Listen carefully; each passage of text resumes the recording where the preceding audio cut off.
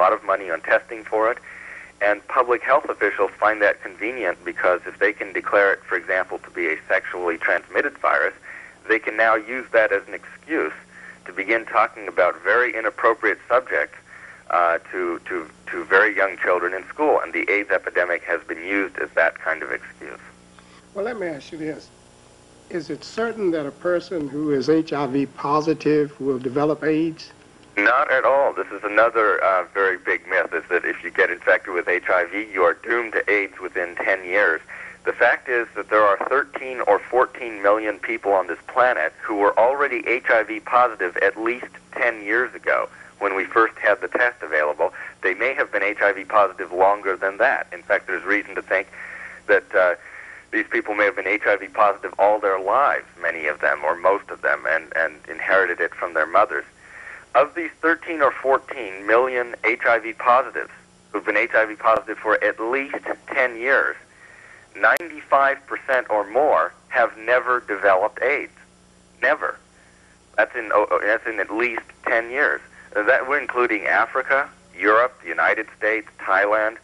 Wherever you go in Africa, there are 6 to 8 million people with HIV, and only a few 100,000 of them, maybe 300,000 or so, have actually developed anything that is called AIDS. And what they get in Africa is very different than what's gotten here in the United States.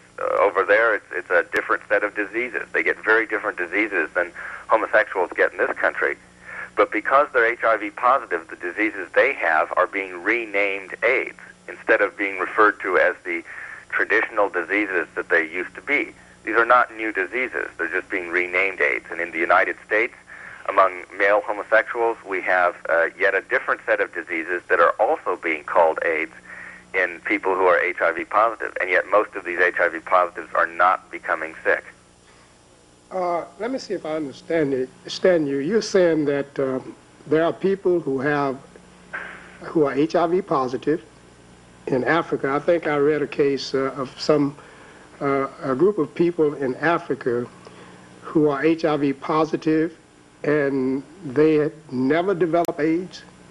Well, in fact, almost all the Africans with who are HIV positive have never developed AIDS. Part of what has to be remembered here is that I mean, we've only had maybe 250, 300,000 Africans developing what's called AIDS, and 6 to 8 million who are HIV positive, and that's in 10 years. So that would be, what would that be, about 1 in every 30 of the 6 to 8 million Africans with HIV.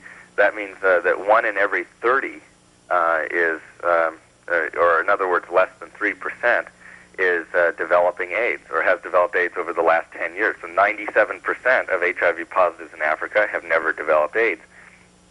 And we have to remember that being HIV positive does not mean you have HIV, the so-called AIDS virus. HIV positive means that you test positive for antibodies against the virus. Antibodies are made by you, your body, and your immune system to protect you from viruses. Most of us were infected with chickenpox, or maybe even measles, but at least chickenpox when we were younger. Chickenpox is a virus that infects you when you're young. Then your body makes the antibodies against chickenpox, and the virus goes away, usually forever. We have now the antibodies. Those of us who were infected with chickenpox when we were young now have chickenpox antibodies. If you were to test us, you would say we are chickenpox positive because we have the antibodies. But that doesn't mean we have the disease anymore. The virus is gone. It's the same in HIV positive patients. These are patients who no longer have HIV. Their bodies were infected years ago. They overcame it. Now they have only the antibodies left. It's as if they were vaccinated now against it, just as we might be measles positive because we were vaccinated against measles. So you wouldn't expect this virus to cause disease. Once you're antibody positive, you should be fine. But scientists, for billions of dollars, they've been willing to turn upside down all the rules of science and biology to pretend that now if you have antibodies against a virus, that somehow suddenly means that instead of being protected, you're now doomed.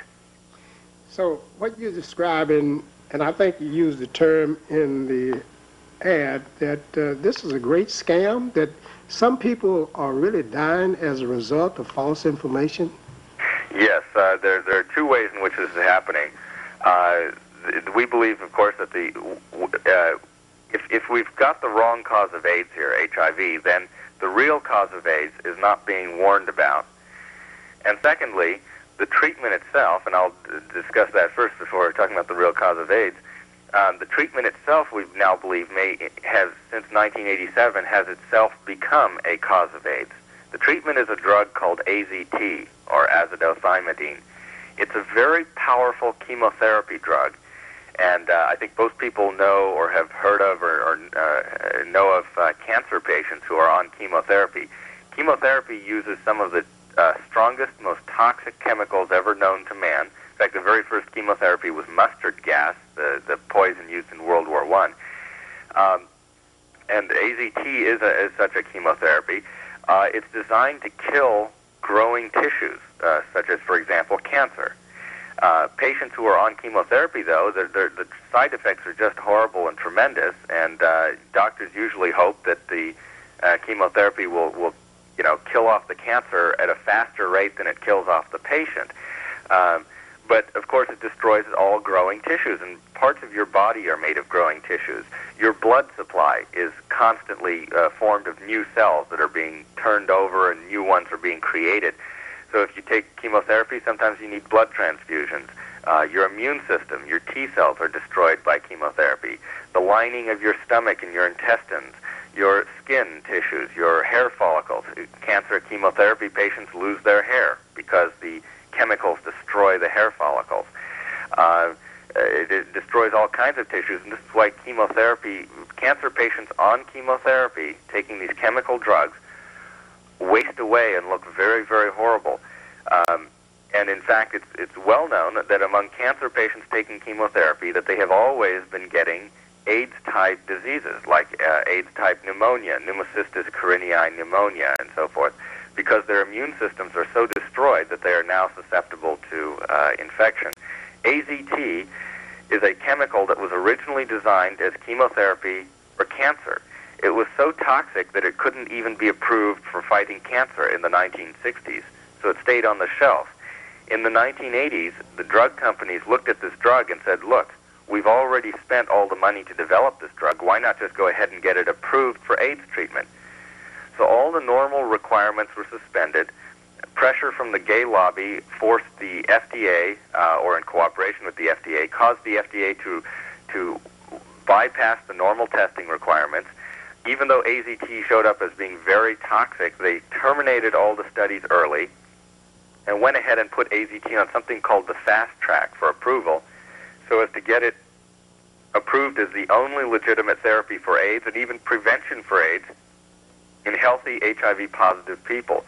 Today, healthy people who are only HIV positive and have no reason to think that they, if you look at it, there's no reason to think that they're going to die of AIDS ever in their lives, are being pushed to take AZT now, this very toxic chemotherapy, by doctors. This includes hemophiliacs and homosexuals and heroin addicts and other people who just are HIV positive, maybe got the virus from their mothers. In fact, now there is legislation before Congress, or before various legislatures, that would require all pregnant mothers, 4 million a year, all pregnant mothers would have to be tested for HIV antibodies, and if they're positive, while they're pregnant, they would have to take this very toxic chemical that destroys all growing tissues, including the baby growing in the womb. And they would be forced to do so, all on the basis of this drug that is very toxic, and it was approved for political reasons under gay lobby pressure. I've got two questions with reference to what you've just said, but I think it would be beneficial at this point to tell us the account of baby Lindsay, page 197 in your book. Are you familiar with that? Lindsay Nagel? Yes. Right. Lindsay Nagel was a very classic case. Her parents got in contact with us about about 3 years ago, I would say. What had happened was Steve and Cheryl Nagel of Minnesota had adopted